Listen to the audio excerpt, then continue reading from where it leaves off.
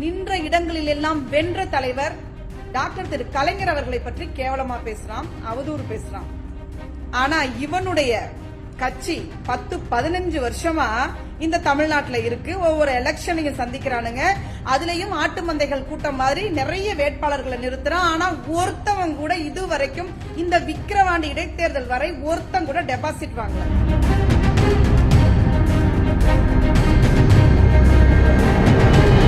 முன்னாள் முதலமைச்சர் கலைஞர் கருணாநிதி குறித்து அவதூறாக பாடல் பாடிய நாம் தமிழர் கட்சி ஒருங்கிணைப்பாளர் சீமானுக்கு திருச்சியை சேர்ந்த திமுக பேச்சாளர் ரம்யா பேகம் வீடியோவில் கிழித்து தொங்கவிட்டுள்ளார்.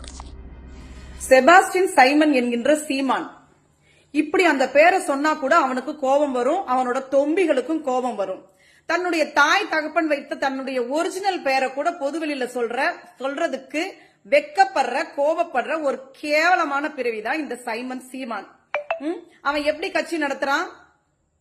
தங்கள் உயிரை காப்பாற்றிக் கொள்ள தங்கள் வாழ்வாதாரத்தை தேடி உலகமெங்கும் சிதறி கிடக்கும் புலம்பெயர் தமிழர்களிடம் பிச்சை எடுத்து அந்த காசுல சொகுசு வாழ்க்கை வாழ்ந்துகிட்டு அந்த காசுல கட்சி நடத்துற ஒரு கேவலமான ஒரு கேரக்டர் இந்த சீமான்.